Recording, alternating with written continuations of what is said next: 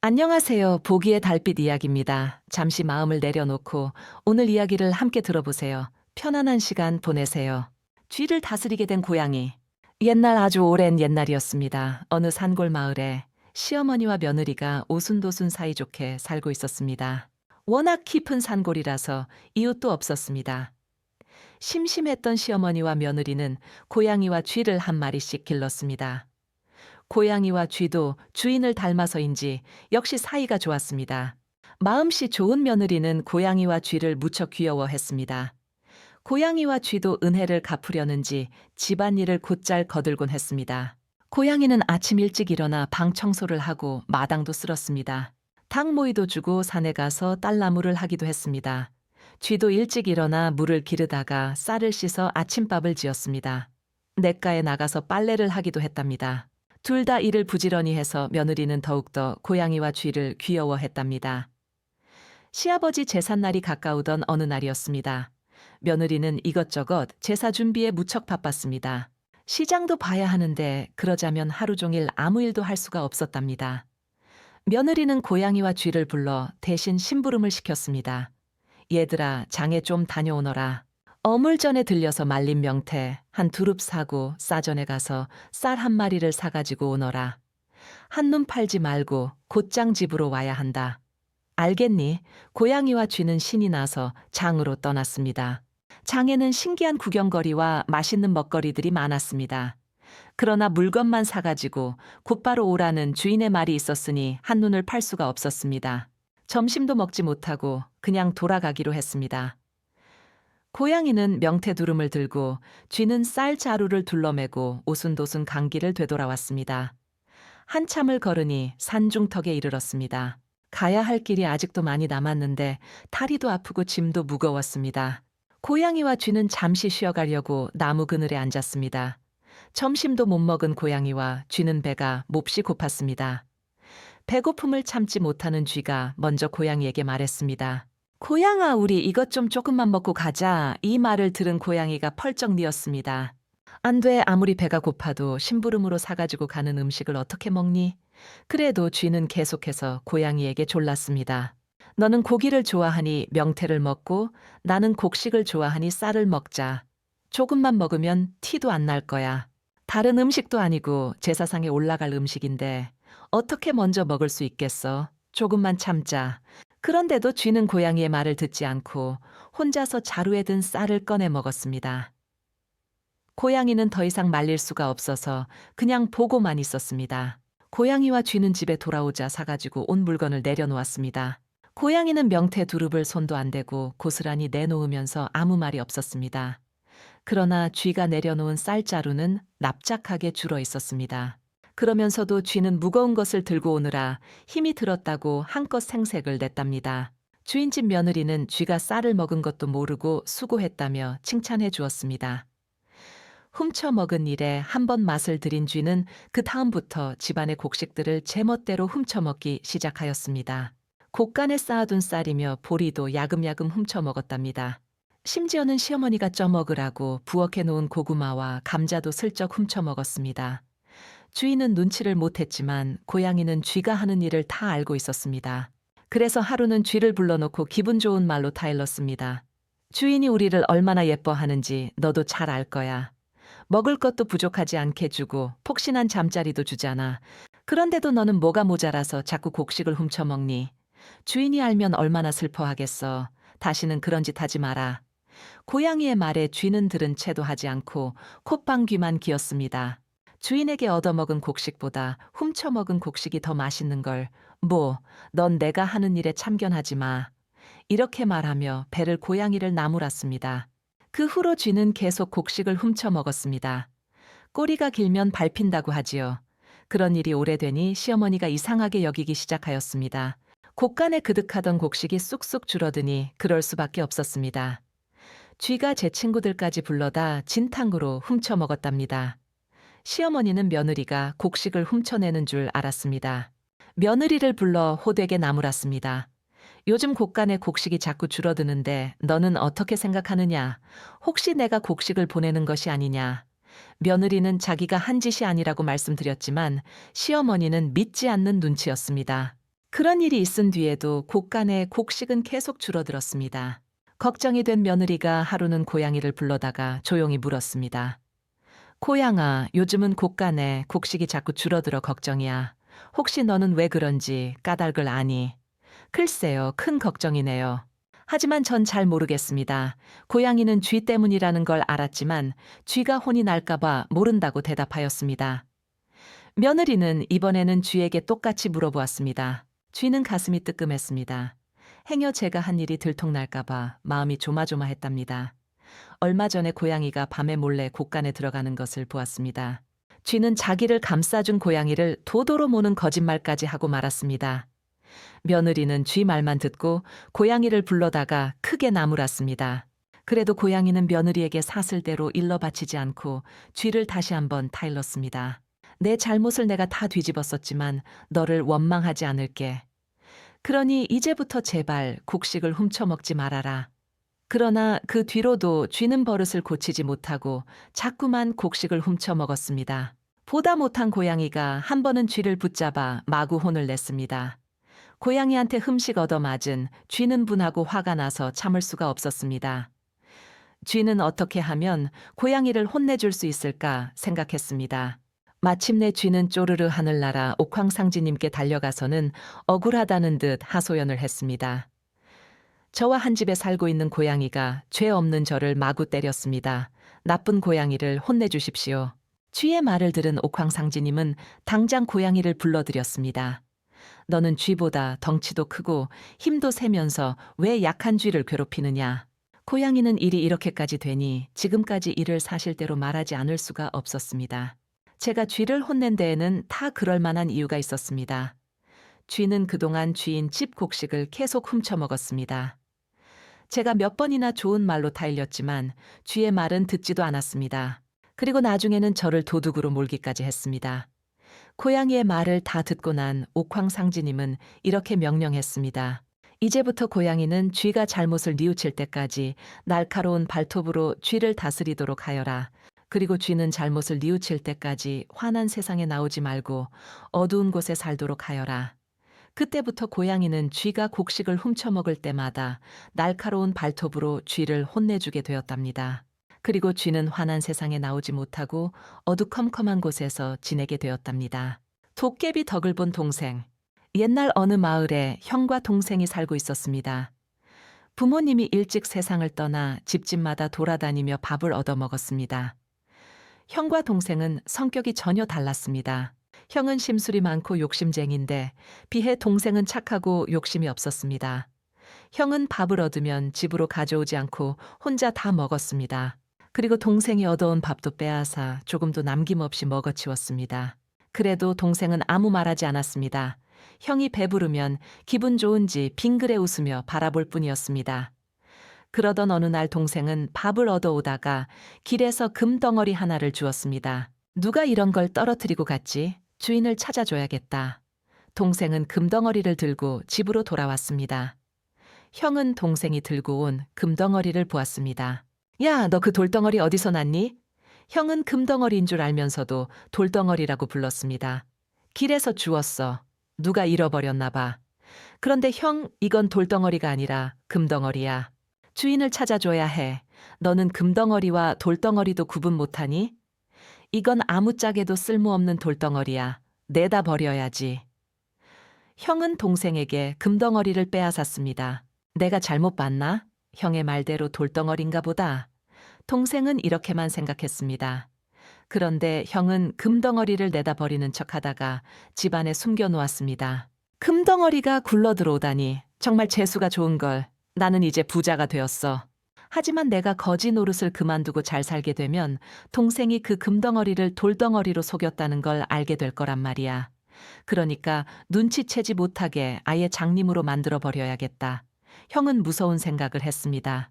그날 밤 형은 동생의 눈에 재를 뿌려 앞을 보지 못하게 만들고는 금덩어리를 챙겨서 달아났습니다. 형, 어딨어? 장님이 된 동생은 형을 찾아 여기저기 헤매 다녔습니다.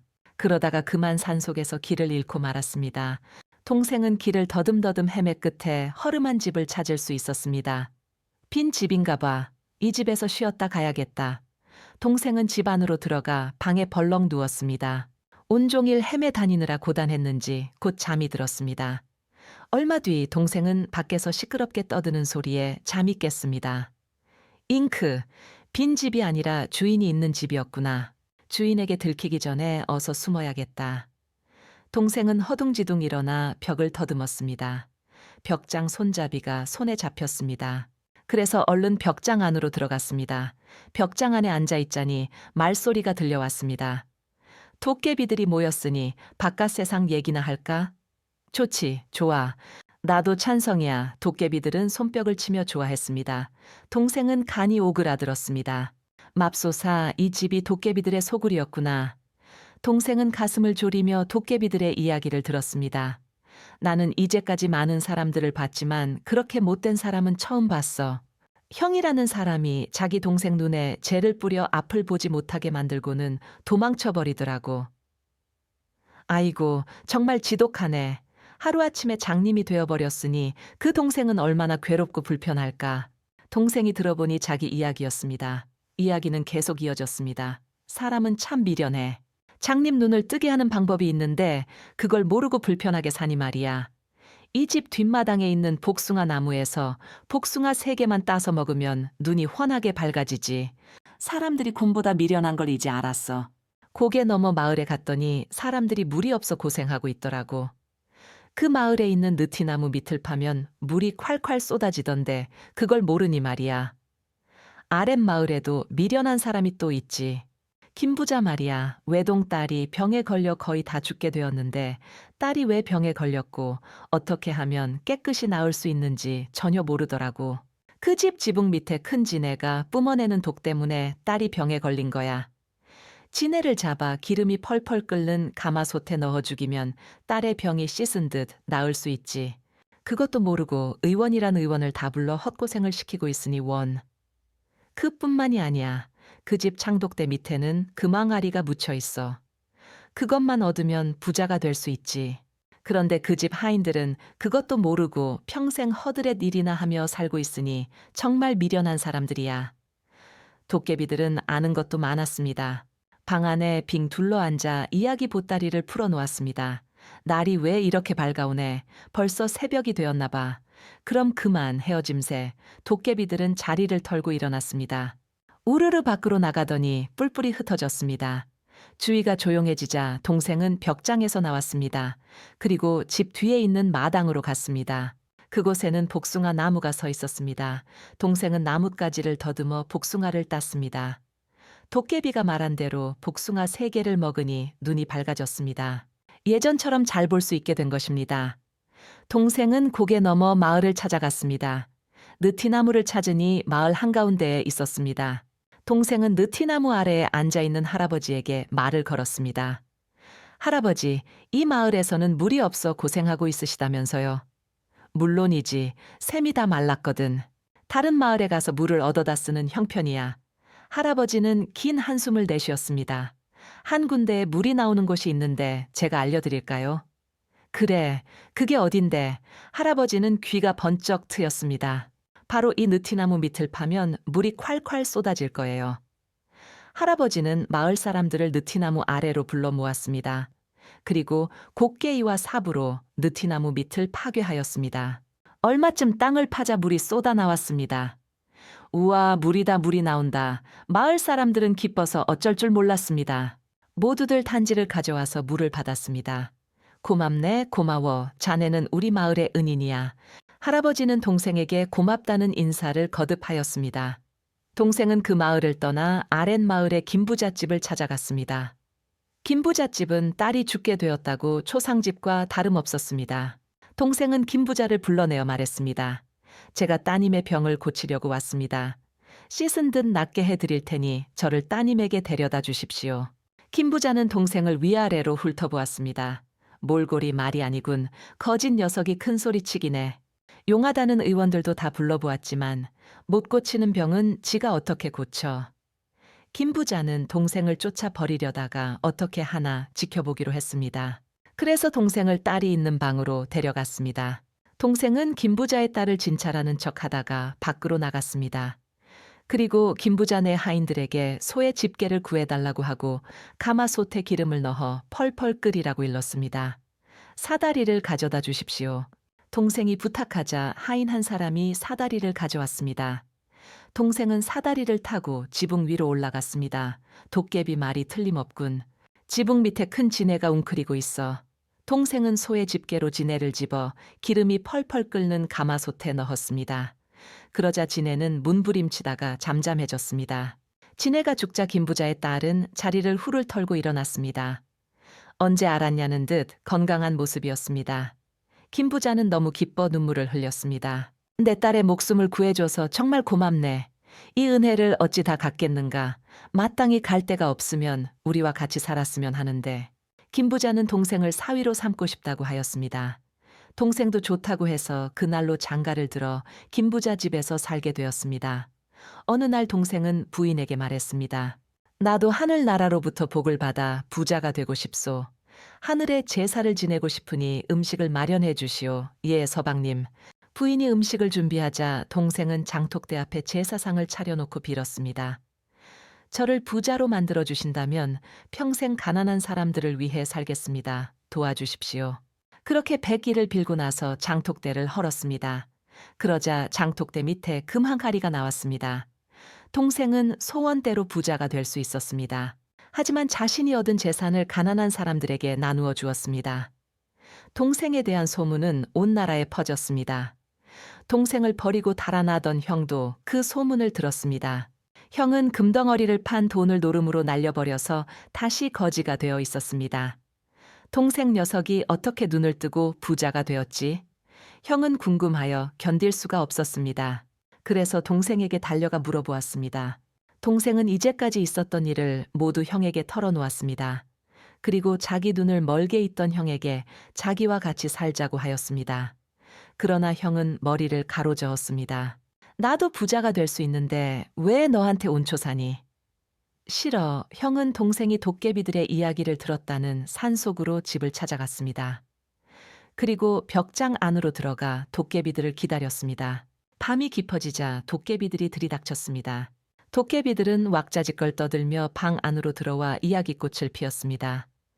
지난번에 내가 자기 동생 눈에 재를 뿌려 앞을 못 보게 만들고 도망친 형에 대해서 말했지.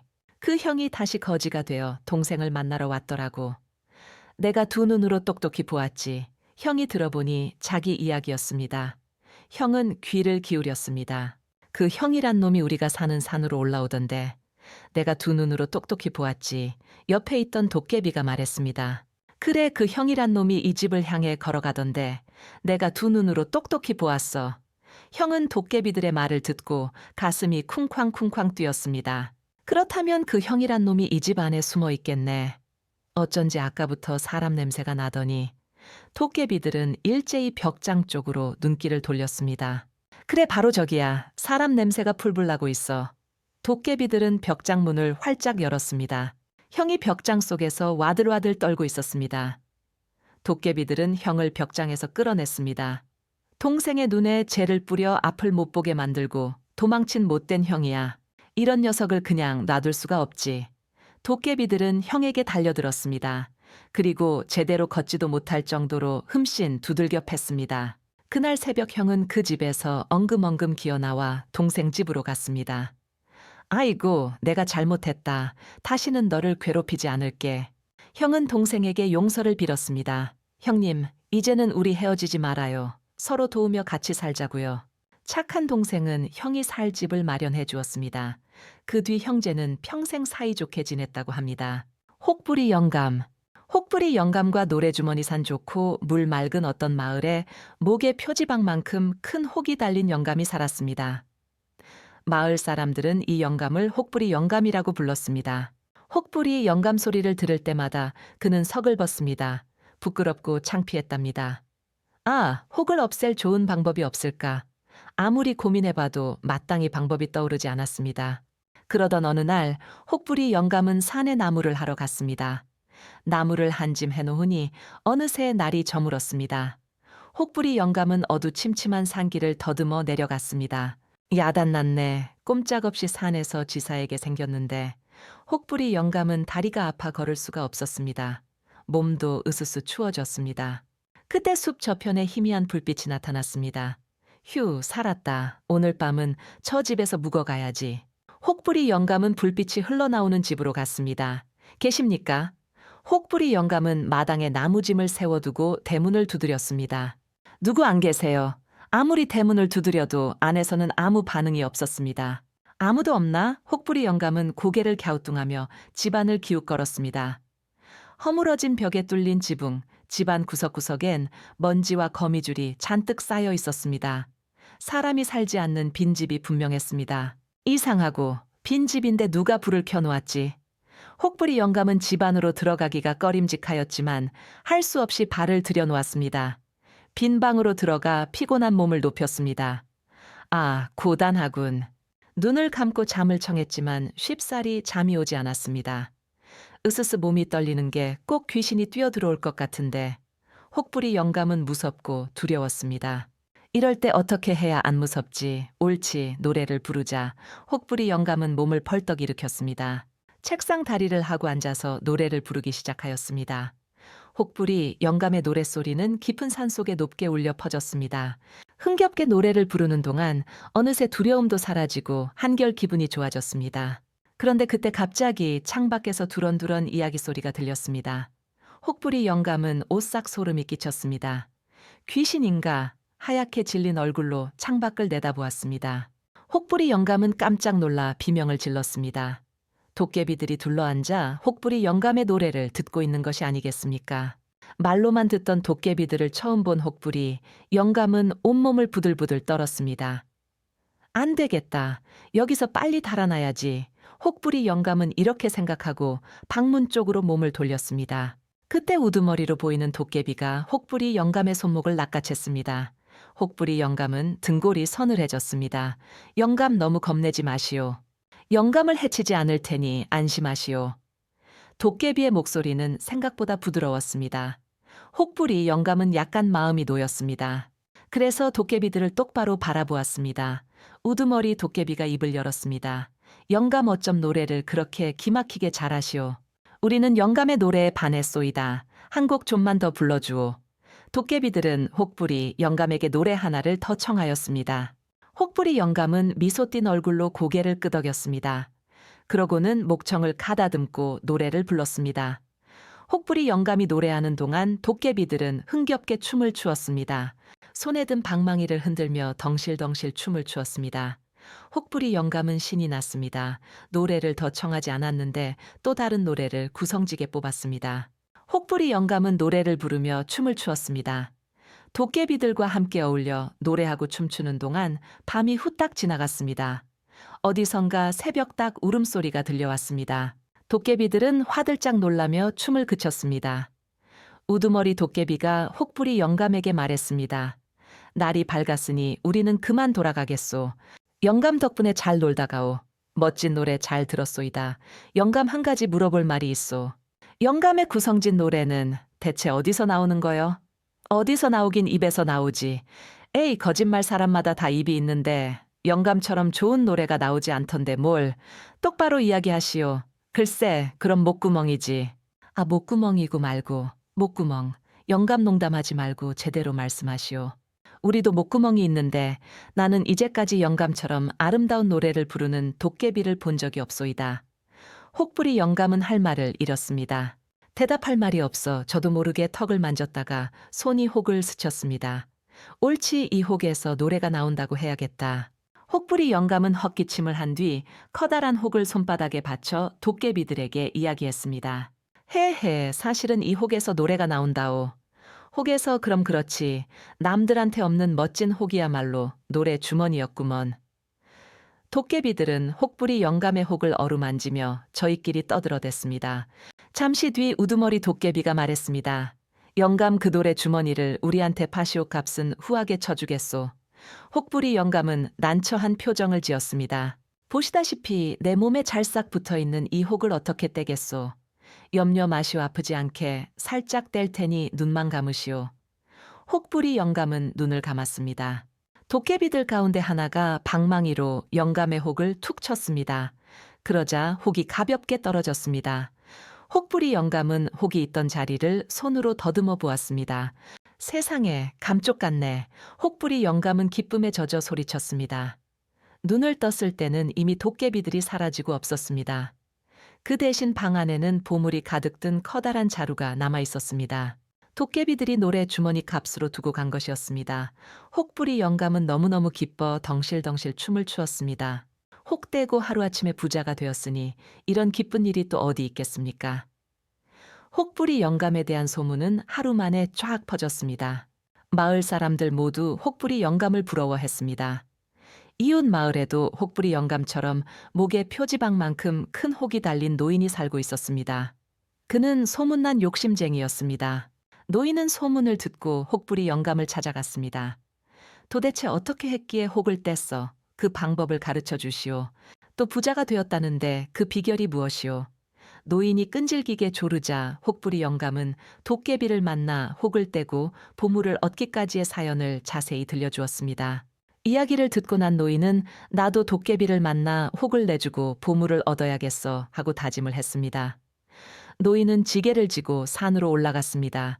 해가 기울 무렵 도깨비 집을 찾았습니다. 노인은 집 안에 드러누워 노래를 부르기 시작하였습니다. 노인이 노래를 부르는데 벼랑간 창밖에서 웃음소리가 들렸습니다. 헤헤, 드디어 나타났구나. 노인은 속으로 기뻐서 목청껏 노래를 불렀습니다. 그리고 덩실덩실 춤까지 추었습니다. 잠시 뒤 방문이 벌컥 열렸습니다. 도깨비들이 방 안으로 우르르 들어왔습니다. 그들은 노인을 빙 둘러싸고 기분 나쁘게 웃어댔습니다. 노인은 이상하다는 듯이 고개를 갸우뚱했습니다. 말을 걸지 않고 왜 자꾸 웃기만 하지? 성질이 급한 노인이 먼저 말문을 열었습니다. 도깨비님들, 제 노래주머니 사러 오셨습니까? 그러자 도깨비들은 험악한 표정을 지었습니다. 거짓말쟁이 노래주머니라고 우리가 또 속을 줄 알았느냐? 아닙니다. 이 노래주머니는 세상에서 가장 값진 보물입니다. 얼마나 아름다운 노래가 나오는지 아십니까? 노인은 땀을 뻘뻘 흘리며 말했습니다. 오두머리 도깨비가 버럭 고함을 질렀습니다. 듣기 싫다. 그렇게 좋으면 너나 가져라. 오두머리 도깨비는 주머니에서 혹을 꺼내 노인의 목에 붙였습니다.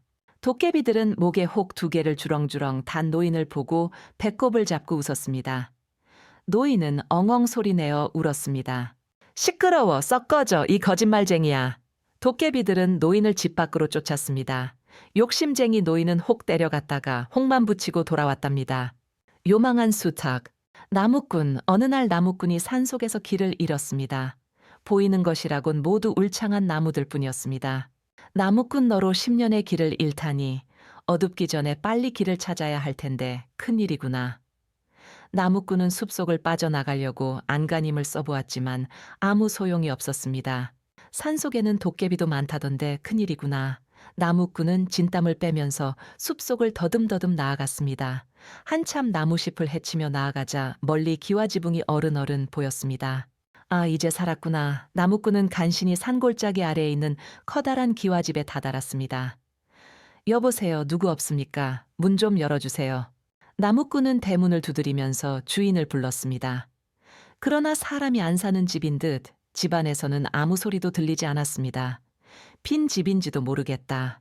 담을 넘어가 보자. 나무꾼은 훌쩍 담장을 뛰어넘어 집 안으로 들어갔습니다. 넓은 앞마당은 쥐 죽은 듯 고요했습니다. 나뭇가지를 흔들고 지나가는 바람소리만 기분 나쁘게 들려올 뿐이었습니다. 잘못 들어온 것은 아닐까. 어쩐지 소름이 오싹 돋는구나. 나무꾼은 무서움에 몸을 움츠렸습니다. 후원 쪽으로 돌아가니 여자의 가느다란 울음소리가 바람결에 질려 어렴풋이 들려왔습니다. 아이고 아이고. 나무꾼은 울음소리가 들려오는 쪽으로 조심스럽게 다가갔습니다. 여보시오, 누구 없어요.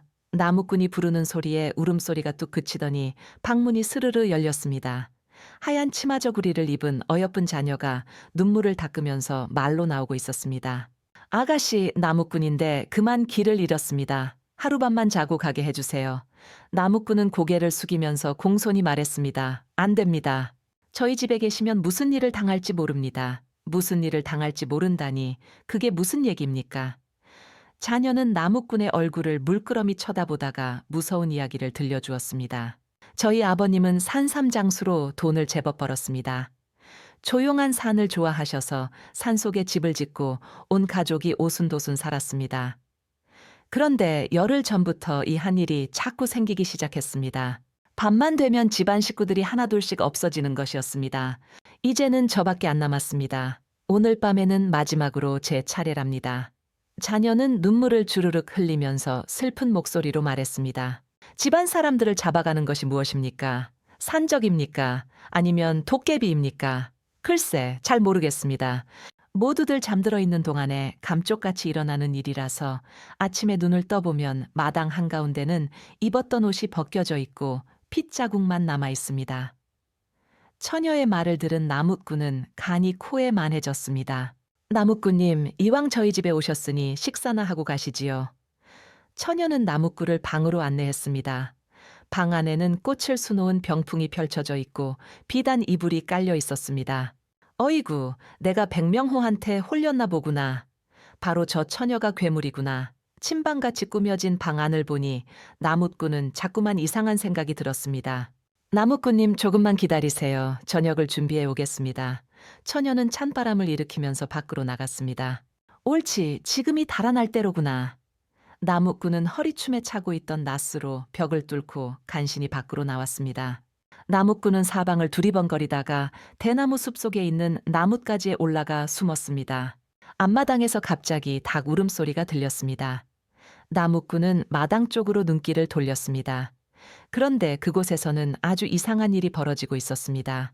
하얀 옷을 입은 처녀가 황소만한 수탉으로 변하더니 다시 잘생긴 총각으로 변하는 것이었습니다. 아, 별 희한한 일도 다 했구나. 저 녀석이 도대체 무슨 짓을 하라는 것일까? 나무꾼은 가슴을 두근거리면서 열심히 쳐다보고 있었습니다. 나무꾼 녀석이 오늘 밤 일을 방해하러 왔구나. 이놈을 붙잡아서 당장 요절을 내야지. 하얀 두루마기에 빨간 감투를 쓴 총각은 집 아니곳저곳을 샅샅이 뒤졌습니다. 한참을 뒤져도 찾지 못하자 마당 한가운데 서서 초성딸을 쳐다보면서 한숨을 쉬었습니다. 오늘 밤은 아무래도 안 되겠다. 내일 밤에 금실 아가씨와 결혼을 해야겠다. 총각은 목을 길게 빼고 3번 울더니 처마 끝에 매달린 동우리 속으로 들어가 버렸습니다. 나무꾼은 날이 밝기를 기다렸습니다. 처마 끝 동우리 속에서 새벽 첫 닭이 울었습니다. 캄캄한 어둠이 거치고 파란 아침 하늘이 밝아왔습니다.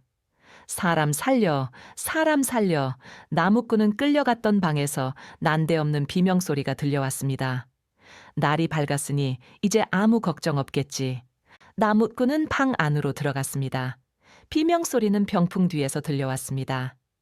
나무꾼은 병풍을 걷어내자 그곳에서는 한 처녀가 꽁꽁 묶인 채 누워 있었습니다.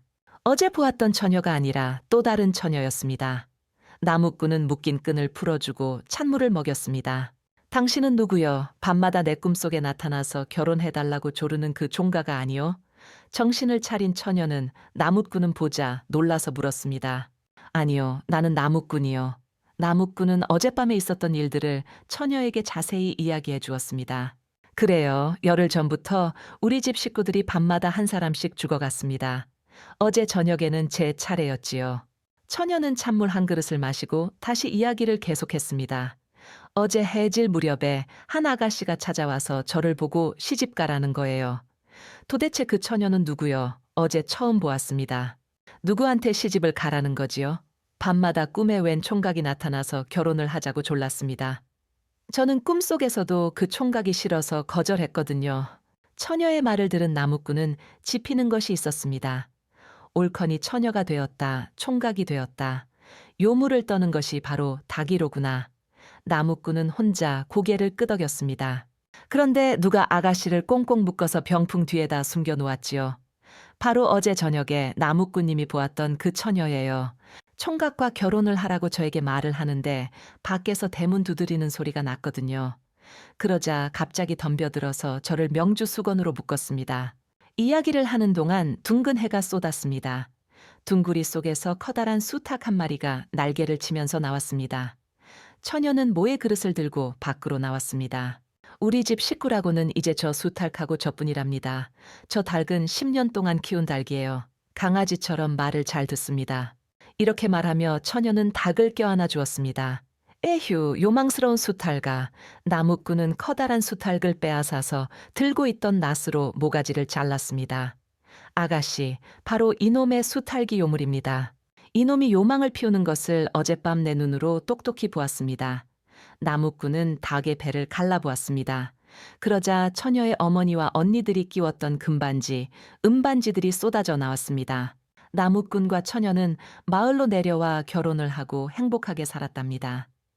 나무꾼의 이야기를 들은 마을 사람들은 그 이후부터 닭을 3년 이상 기르지 않는답니다. 양이 가장 무서운 대물. 옛날 어느 시골에 가난한 선비가 살고 있었습니다. 선비는 과거에 급제하여 벼슬길에 나아가는 것이 소원이었습니다. 아침 일찍부터 밤늦게까지 글 공부를 했지만 과거를 보기만 하면 낙방하곤 했습니다. 선비는 이러다가 벼슬길에 한번 나가보지도 못하고 늙는 것이 아닌가 두려웠습니다. 남편을 뒷바라지하며 고생하는 아내를 생각할 때마다 가슴이 아팠습니다. 그러던 어느 날이었습니다. 선비는 관아 앞을 지나가다 방을 보게 되었습니다. 평양감사를 하고 싶은 사람은 지금 빨리 관에 고하도록 하라. 평양감사는 감사벼슬 중에도 으뜸으로 모든 벼슬아치의 소망이었습니다. 그런데 무슨 일인지 평양감사가 새로 부임하기만 하면 꼭 그날 밤 죽는 것이었습니다. 아니면 부인이 온데간데 없이 사라져 버렸습니다. 계속 이런 일이 벌어지다 보니 이제 누구도 평양감사를 하려 하지 않았습니다. 그렇다고 감사 자리를 비워놓을 수는 더더욱 없는 일이었습니다. 그래서 나라에서는 하는 수 없이 전국에 방을 붙여 평양감사를 구한 것이랍니다. 선비도 평양감사로 가면 첫날 밤에 변을 당한다는 사실을 잘 알고 있었습니다. 그날 밤 선비는 밤잠을 이루지 못한 채 뒤척이며 고민하였습니다. 내가 어느 세월에 공부하여 벼슬을 해보겠는가. 평생 벼슬 한 자리 못 해보고 죽느니 차라리 평양감사 한번 해보고 죽는 게 낫겠지. 선비는 다음날 관아로 가서 평양감사가 되고 싶다고 말했습니다. 선비는 남달리 몸짓도 좋았고 담력도 강했기 때문에 한번 모험해보기로 한 것입니다. 드디어 선비는 부인과 함께 평양으로 갔습니다. 관에 도착하니 이방과 호방의 이번 감사는 누군가 보려는지 재빨리 달려나왔습니다. 어서 오세요, 감사나으리. 무척 기다리고 있었습니다. 하지만 이방과 호방은 인사만 하고는 어디로 갔는지 얼굴조차 볼 수 없었습니다. 내일 아침이면 죽어나갈 감색에 잘 보일 필요가 없다고 생각했던 것이랍니다. 선비는 평양관에서 첫낮밤을 보내게 되었습니다. 가서 양초를 있는 대로 사오너라. 선비는 양초에 불을 붙여 동원 주변을 대낮처럼 환하게 밝혀놓았습니다. 그리고는 병사들을 시켜 아무도 들어오지 못하게 물샐 틈 없이 지키게 했습니다. 선비는 부인을 동원 옆방에서 자도록 했습니다. 방 안에는 9겹의 병풍을 둘러쳐 놓고 그 속에 이부자리를 깔았습니다. 부인 걱정 마시고 푹 자도록 가시오. 내 부인의 옷깃에 명주실 한 타래를 달아놓았소. 부인에게 무슨 일이 생겨도 꼭 구해줄 테니 걱정하지 마시오. 선비는 부인을 안심시키고는 칼을 찬 채 동원 말을 위해 위풍당당하게 앉아 있었습니다. 이윽고 자정 무렵이 되었습니다. 갑자기 서늘한 기운이 동원 주위를 감싸더니 찬바람이 휙 하고 스쳐갔습니다. 바람결에 대낮같이 밝혀놓았던 촛불들이 순식간에 꺼져버렸습니다. 동원 주변은 한 치 앞도 분간할 수 없을 만큼 캄캄하게 되었습니다. 선비는 순간 소름이 쫙 끼쳤지만 워낙 담력이 강해서 기절하지는 않았습니다. 선비는 두려움에 온몸을 떨며 전해왔던 감사들이 모두 이 순간 정신을 잃고 말았을 것이라고 생각했습니다. 얼마 후 선비는 정신을 가다듬고 다시 촛불을 붙였습니다. 주위를 둘러보았지만 아무것도 달라진 게 없었습니다. 선비는 문득 이상한 생각이 들었습니다. 부인. 선비는 급히 부인의 방으로 달려가 보았습니다. 그런데 9겹의 병풍 속에 숨겨놓은 부인이 감쪽같이 없어진 것이었습니다. 부인 옷깃에 달아놓았던 명주실 한 타래가 거의 풀려나가 있었습니다. 날이 밝자 선비는 병사들을 거느리고 명주실을 따라갔습니다. 명주실은 산속으로 풀려가고 있었습니다. 깊은 산속에 다다르자 커다란 바위가 나타났고 명주실은 바로 그 바위 속으로 사라지고 없었습니다. 옳지, 이곳이 바로 괴물이 사는 동굴이구나. 선비는 동굴로 들어가려 했으나 바위를 치울 수가 없었습니다. 도끼로 쳐보기도 하고 망치로 때려보기도 했지만 바위는 꿈쩍도 하지 않았습니다. 선비는 하는 수 없이 그 자리를 지키고 있었습니다. 며칠이 지났습니다. 하늘 높이 보름달이 밝게 빛나고 있었습니다. 그때였습니다. 바위가 두 쪽으로 갈라지면서 스르르 문이 열리는 것이었습니다. 알고 보니 그 바위는 한 달에 한 번 보름달이 뜨면 열리는 바위였습니다. 선비는 산에 가서 칡을 걷어다가 동아줄을 꼬았습니다. 칡을 산더미만큼 걷어다가 수백 발이나 되는 동아줄을 꼬아 늘어뜨리자 동아줄 끝이 바닥에 닿았습니다. 그 다음에는 버드나무 가지를 꺾어다가 큼지막한 광주리를 만들었습니다. 무슨 일이 있더라도 내가 줄을 흔들 때까지는 가만히 기다리고 있거라. 선비는 병사들에게 줄을 잡게 하고는 광주리를 타고 내려갔습니다. 한참 동안 내려가니 드디어 발이 땅에 닿았습니다. 주위를 두리번거리니 저쪽에서 희미한 한 줄기 빛이 보였습니다. 선비는 무작정 그 빛을 따라갔습니다. 한참을 가니 그 빛이 점점 밝아지더니 환한 세상이 나왔습니다. 언덕을 하나 넘어가니까 큰 동네가 나오는데 온 동네에 온통 고래등 같은 기와집만 있었습니다. 부인을 납치해간 괴물이 사는 마을 같았습니다. 선비는 그중 제일 큰 기와집으로 가보았습니다. 그 집 대문 밖에는 우물이 하나 있고 우물 옆에는 버드나무가 한 그루 있었습니다. 선비는 얼른 나무 위로 올라가 숨었습니다. 조금 있으니 한 여인이 물동이를 머리에 이고 나오는데 자세히 보니 자기 부인이었습니다. 선비는 반가운 마음이 들었지만 행여 들킬까봐 소리 지를 수가 없었습니다. 부인이 물동이를 씻어 물을 하나 가득 길어놓고 막 머리에 이려고 할 때였습니다. 선비는 버드나무 잎을 한 줌 훑어 물동이 위에 떨어뜨렸습니다. 버드리파 지지 마라. 내가 지면 내 눈에서 눈물이 진다. 부인은 한숨을 내쉬며 이렇게 말하고는 물동이 물을 쏟아내고 다시 물을 길어 부었습니다. 그걸 막 이려고 하는데 선비가 또 버드립 한 줌 물동이 위에 떨어뜨렸습니다. 버드리파 지지 마라. 내가 지면 내 눈에서 눈물이 진다. 부인은 아까보다 더 깊은 한숨을 내쉬면서 다시 물을 길어다 물동이에 부었습니다. 부인이 막 물동이를 이려고 할 때였습니다. 선비는 또 버드립을 훑어서 떨어뜨렸습니다. 부인은 버드나무 위를 올려다 보았습니다. 선비를 본 부인은 깜짝 놀랐습니다. 아이고, 서방님, 어떻게 여기 들어오셨습니까? 부인은 반가워서 어찌할 줄 몰라 했습니다. 선비는 그동안 겪은 일을 쭉 설명했습니다. 그러자 부인은 눈물을 머금으며 말했습니다. 나를 잡아온 괴물은 워낙 힘이 세서 100사람이 덤벼도 못 당합니다. 그러니 잡히기 전에 어서 빨리 이곳에서 도망치세요. 그러나 선비는 걱정하는 빚도 없이 부인에게 말했습니다. 여기까지 와서 어찌 혼자 돌아간단 말이오. 이대로 당신을 두고 갈 수는 없어. 괴물을 죽일 방법을 함께 찾아봅시다. 선비는 잠시 조용히 생각에 잠겨 있다가 부인에게 말했습니다. 당신은 괴물이 이 세상에서 무엇을 제일 무서워하는지 알아내 나에게 알려주시오. 남편의 결심이 굳은 것을 알고 부인은 그렇게 하겠다고 대답했습니다. 부인은 물동이를 이고 아무 일도 없었다는 듯 집으로 들어갔습니다. 부인은 기회를 보아 괴물에게 부드럽게 물어보았습니다. 당신은 이 세상에서 무서울 것이 하나도 없겠지요. 그래, 나는 아무것도 무서운 게 없지. 나보다 힘세고 무서운 건 없거든. 그래도 한 가지 정도는 무서운 게 있을 것 아니에요. 무엇 때문에 그것을 알려 하느냐? 당신에게 위험한 일이 생기면 당신의 안에 있는 내가 도와줘야 할 것 같아서요. 부인이 이렇게 말하자 괴물은 부인이 정말 자기를 걱정하는 줄 알았습니다. 한 가지 있기는 있는데 괴물이 얼버무리듯 말하자 부인이 조르듯 물었습니다. 그것이 무엇인지요? 어서 말해보세요. 나는 이 세상에서 무서운 것이 딱 한 가지밖에 없는데 그게 바로 양이야. 부인은 고개를 갸우뚱했습니다. 예? 양이 제일 무섭다니요. 양의 가죽이 내 몸에 닿기만 하면 몸이 썩어 죽게 되거든. 그래서 양 가죽은 비에 다니지. 부인은 괴물이 모르게 살짝 미소를 지었습니다. 다음 날 부인은 물을 기르러 가는 척하면서 물동이를 이고 오물가로 나왔습니다. 그리고 버드나무 속에 숨어있는 남편에게 이 사실을 알려주었습니다. 선비는 어떻게 하면 양가죽을 구할 수 있을까 곰곰이 생각했습니다. 그러다 허리에 차고 있던 칼집이 생각났습니다. 그것은 양가죽으로 만든 칼집이었답니다. 선비는 칼집을 풀어 부인에게 주었습니다. 이 칼집을 괴물의 몸에 대어보시오. 그날 밤 괴물이 깊이 잠들자 부인은 칼집을 괴물의 몸에 갖다 댔습니다. 그러자 괴물은 부들부들 떨다가 순식간에 죽고 말았습니다. 다음 보름달이 뜨자 선비는 처음 동아줄을 타고 내려온 곳으로 갔습니다. 그곳에는 아직도 동아줄이 늘어져 있었습니다. 조금 있으니 바위문이 스르르 열렸습니다. 선비는 부인과 함께 광줄에 타고서는 줄을 흔들었습니다. 줄이 흔들리자 밖에 있던 병사들이 재빨리 광줄을 끌어당겼습니다. 선비는 부인을 구해 무사히 밖으로 나올 수 있었습니다. 그 후 선비는 평양 감사를 하며 부인과 함께 오랫도록 행복하게 살았다고 합니다. 까마귀와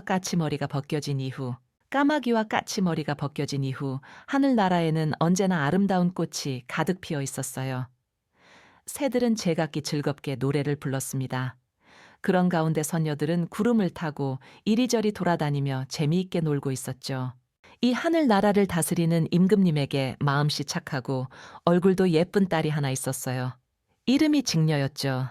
직녀는 배 짜는 여자라는 뜻이었습니다. 유달리 배를 곱고 튼튼하게 잘 짜기 때문에 붙여진 이름이었어요. 임금님은 이런 직녀를 무척 사랑했습니다. 오늘도 직녀는 열심히 배를 짜고 있었어요. 그때 임금님이 직녀를 보기 위해 배 짜는 방으로 오셨습니다. 오, 직녀야, 배를 짜고 있었구나. 참으로 기특하도다. 아바마마, 옷을 만들 배를 짜니 배 짜는 것이 더욱 즐겁사옵니다. 직녀는 방귀도 수며 말했습니다. 직녀를 바라보는 임금님의 얼굴에는 흐뭇한 미소가 얼어 있었어요. 직녀도 이제 나이가 찼으니 좋은 신랑감을 구해서 시집을 보내야 할 텐데. 임금님은 직녀의 신랑감으로 어떤 사람이 가장 적당할지 곰곰이 생각해 보았어요. 그러다 어느 날 임금님은 신하들을 불러 모아 의논을 했죠. 직녀를 시집 보내려고 하는데 마땅한 신랑감이 없겠느냐. 그러자 늙은 신하가 말했습니다. 상감마마, 저 이웃의 별나라에 견우라는 훌륭한 청년이 있다는데 어렸을 때부터 소를 좋아해서 늘 소를 몰고 다녔기에 견우라는 이름이 붙었다고 합니다. 그 청년은 몸이 튼튼한 데다 마음씨도 착하다고 합니다. 견우는 소를 모는 사람이라는 뜻이었어요. 신하의 말을 들은 임금님은 만족해서 견우를 데리고 와보라고 일렀죠. 그리하여 견우는 하늘나라 임금님 앞에 불려오게 되었습니다. 그대가 견우인가? 그러합니다. 상감마마. 임금님은 훤칠한 키에 얼굴도 잘생긴 견우가 첫눈에 마음에 들었어요. 과연 듣던 대로 훌륭한 청년이로구나. 이렇게 부른 것은 그대를 내 사위로 삼고자 해서인데 그대 생각은 어떠한가? 견우도 직녀에 대한 이야기는 들어 잘 알고 있었습니다. 아름답고 솜씨 좋은 직녀를 아내로 만난 것은 너무 기쁜 일이었어요. 저를 사위로 삼아주신다면 저로선 더 없는 영광이 옵니다. 직녀도 견우와 혼이 나게 되었다는 말을 듣고 너무도 기뻤죠. 직녀 역시 견우를 칭찬하는 소리를 듣고 남몰래 호감을 가지고 있었던 것입니다. 마침내 견우와 직녀의 혼인날이 되었어요. 신랑 신부 차림을 한 견우와 직녀는 참으로 잘 어울리는 한 쌍이었습니다. 신랑이 정말 잘생겼어. 신부는 또 어떻고 어떤 꽃도 저만큼 아름답지는 않을 거야. 선녀들이 소금거렸습니다. 임금님을 비롯해서 모든 신하들과 백성들은 견우와 직녀를 진심으로 축복해주며 즐거워했어요. 임금님은 신하들에게 궁궐 안에 아담한 집을 마련하라고 일렀습니다. 이었고 집이 다 지어지자 임금님은 견우와 직녀를 그곳에서 살게 했어요. 견우와 직녀는 하루하루 시간 가는 것이 아까울 정도로 행복한 나날을 보냈죠. 두 사람은 날마다 소를 타고 경치 좋은 곳을 찾아 놀러 다녔습니다. 직녀, 오늘은 시원한 강가로 놀러 갑시다. 좋아요, 견우님. 노는 데만 정신이 팔린 두 사람은 소가 임금님이 아끼는 꽃밭을 짓밟아도 밭에 들어가 마구 채소를 뜯어 먹어도 아랑곳하지 않았어요. 그런데 견우와 직녀가 일을 하지 않고 놀러만 다닌다는 소문이 임금님의 귀에까지 들어갔습니다. 임금님은 크게 화를 냈어요. 여봐라, 견우와 직녀가 지금 뭘 하고 있는지 말해보아라. 임금님은 한 신하를 불러 물었습니다. 아래 업기 왕성하오나 둘이서 소를 타고 강가로 놀러 갔다 옵니다. 이런 고향 것들이 있나. 일은 안 하고 놀러만 다닌다는 소문이 사실이었구나. 아, 네, 이 녀석들을. 임금님은 화가 나서 어쩔 줄 몰랐습니다. 두 분께서 아직 혼이 난 지 얼마 안 되어 그런 모양이니 좀 더 두고 보시는 것이 어떨까옵니다만. 진아가 견우와 직녀를 위해 말했어요. 그렇다면 내 이번에만 참으리라. 임금님은 간신히 화를 참고 말했죠. 다음 날 임금님은 직녀를 불러 말했어요. 다름이 아니라 내가 어디 갈 데가 있어서 새 옷이 필요하게 되었다. 그러니 내일까지 배를 짜놓도록 하여라. 네, 아바마마 분부대로 하겠사옵니다. 직녀는 집으로 돌아와 임금님의 분부대로 곧 배를 짜기 시작했어요. 견우와 놀고 싶은 생각이 간절했지만 임금님의 명을 거역할 수는 없었죠. 이렇게 되자 혼자 남은 견우는 심심해서 견딜 수가 없었죠. 견우는 안절부절 못하다 배를 짜고 있는 직녀에게로 갔어요. 이 좋은 날 배만 짜고 있을 거요. 배 짜는 일은 다른 선녀에게 시키고 나와 놀러 갑시다. 안 돼요. 오늘 다 짜야 돼요. 그러지 말고 갑시다. 견우는 직녀의 팔을 잡아 끌며 졸라댔어요.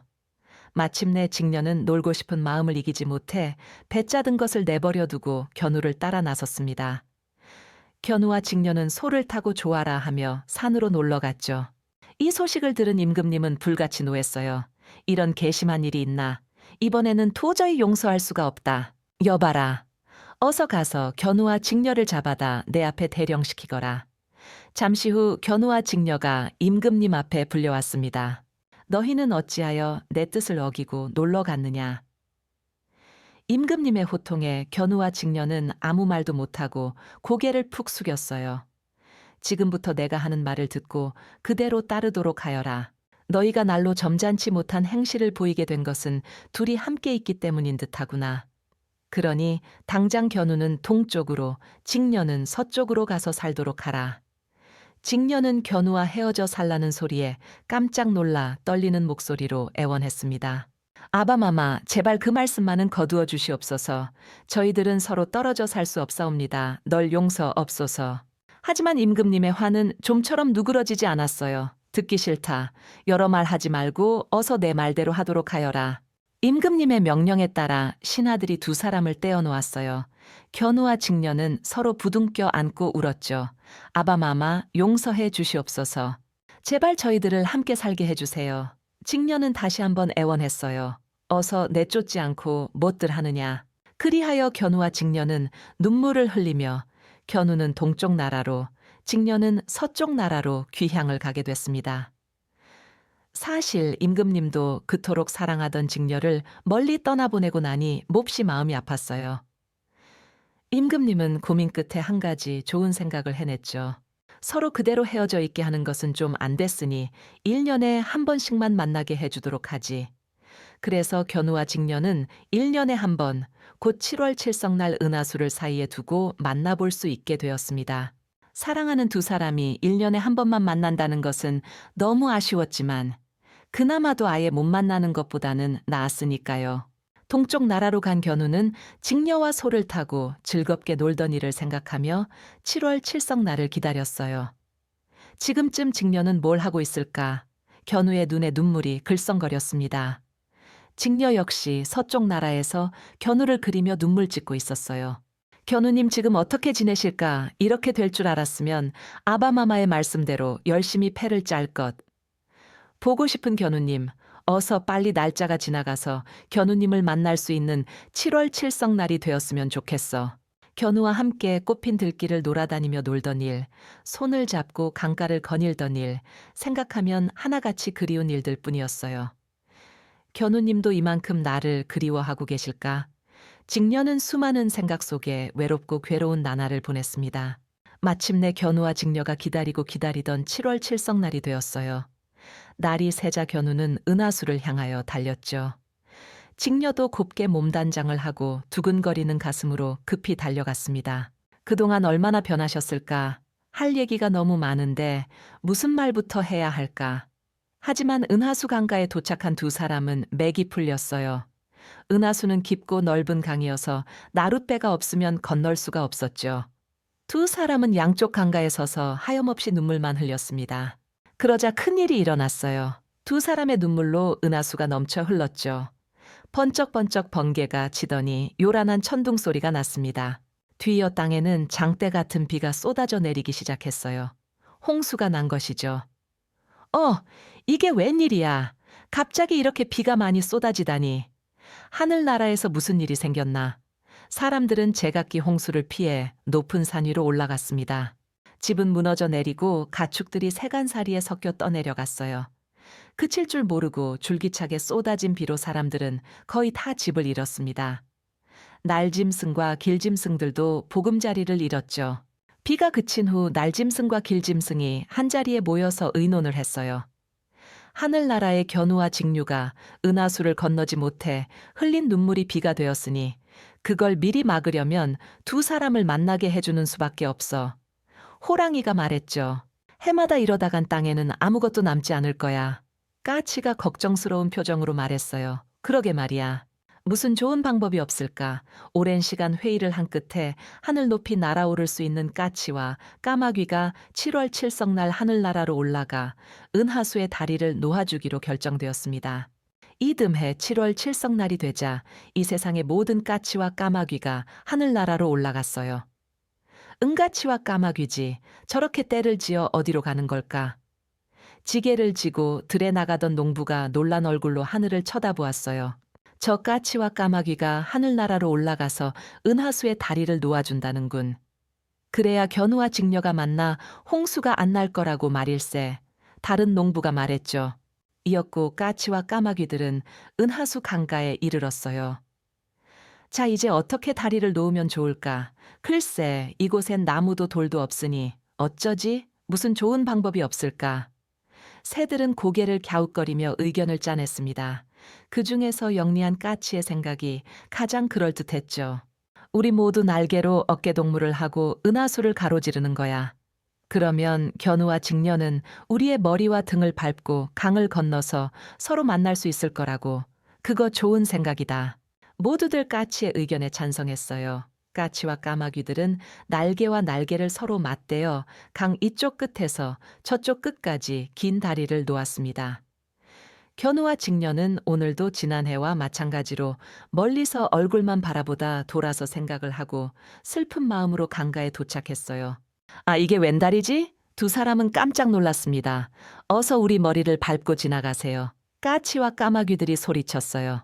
우리를 위해 이렇게 멀리까지 날아와 다리를 놓아주다니 정말 고맙다. 견우와 직녀는 새들의 마음씨에 감동하였습니다. 드디어 새들의 등과 머리를 밟고 견우와 직녀가 만났어요. 두 사람은 얼싸안고 기쁨의 눈물을 흘렸죠. 직녀 그동안 잘 있었소. 얼마나 보고 싶었는지 모른다오. 저도 견우님이 무척 보고 싶었어요. 이렇게 견우와 직녀가 쌓이고 쌓였던 그리움을 푸는 동안 까치와 까마귀들은 그들의 깊은 사랑에 감동했습니다. 두 사람이 기뻐하는 것을 보니까 조금도 힘이 안 들어. 맞아, 두 사람의 만남은 정말 아름다운 광경이야. 견우와 직녀는 7월 칠성날 단 하루 동안 까치와 까마귀들이 놓아준 다리 오작교 위에서 즐겁게 지냈어요.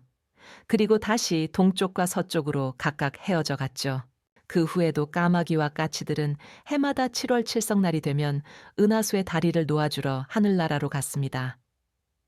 물론 그 다음부터는 홍수가 나지 않았죠. 그래도 비가 조금씩은 내리는데 그것은 오랜만에 만나는 견우와 직녀의 반가움의 눈물이었대요. 지금도 7월 칠석이 지나고 나면 까치와 까마귀의 머리가 벗겨지는데 견우와 직녀가 그 위를 밟고 지나가기 때문이라고 전해진답니다. 도깨비가 준 선물. 도깨비가 준 선물. 옛날 옛적에 한 총각이 살았습니다. 너무 착하다 보니 하는 짓이 어리숙해서 늘 웃음거리가 되었어요. 그러니 늙은 부모님은 자나깨나 걱정뿐이었죠. 아이고, 저렇게 미련해서야 우리가 죽고 나면 저 혼자 어떻게 살아갈까. 부모님은 생각다 못해 아들을 세상에 내보내기로 했어요. 얘야, 여기저기 다니다 보면 깨치는 수도 있다고 하니 세상 구경이나 좀 하고 오너라. 그렇게 해서 총각은 괴나리 보찜 하나 달랑 메고 집을 나서서 발길 닿는 대로 돌아다녔습니다. 하루는 산길을 걷다 보니 그만 날이 저물었어요. 한참을 헤매는데 저 멀리에 집 한 채가 보였죠. 총각은 알고 살았다 하고 그 집으로 찾아갔습니다. 집 앞으로 천천히 다가가 보니 떡하니 집 앞에 커다란 게 버티고 서 있었어요. 자세히 살펴보니 그것은 바로 도깨비였죠. 그것도 암도깨비였습니다. 바로 그 집이 도깨비 집이었던 거예요. 네가 올 줄 알고 기다리고 있었지. 오늘부터 한 해만 나랑 같이 살자. 총각은 겁이 났지만 뾰족한 수가 없어서 그냥 그러자고 했어요. 그날부터 총각은 도깨비하고 살았습니다. 밭도 메고 고기도 잡고 나무도 하면서 도깨비가 시키는 대로 부지런히 일했어요. 그러다 보니 어느새 한 해가 다 되었죠. 도깨비야, 이제 한 해가 지났으니까 우리 집에 가도 되지? 그래, 그동안 고생했으니 선물을 하나 줄게. 이건 쌀 나와라 하면 쌀이 나오는 보자기야. 도깨비가 보자기를 펼쳐놓고 쌀 나와라 하고 소리 지르니 정말로 하얀 쌀이 가득 생기지 않겠어요. 총각은 보자기를 가지고 집으로 떠났습니다. 그런데 얼마 안 가 날이 저물고 말았어요. 그래서 주막에서 하룻밤 묵기로 했죠. 주인어른, 이건 아주 귀한 보자기니 잘 맡아주십시오.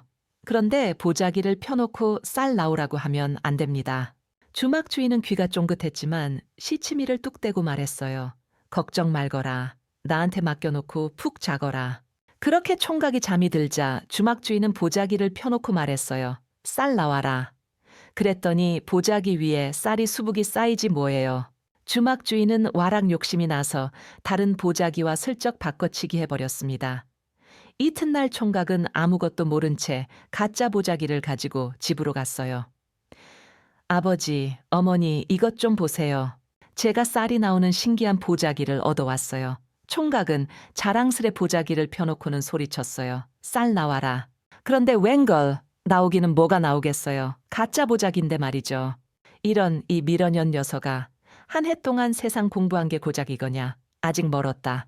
도로 나가서 더 배우고 오너라. 그렇게 총각은 그날로 쫓겨나고 말았습니다. 하지만 총각은 어디 갈 데가 없었어요. 그래서 다시 도깨비한테 갔죠. 그렇게 해서 총각은 다시 도깨비하고 살게 되었습니다. 농사도 짓고 고기도 잡고 나무도 하면서 도깨비가 시키는 대로 부지런히 일했어요. 또 한 해가 지나자 도깨비는 총각한테 얼룩말 한 피를 주었습니다.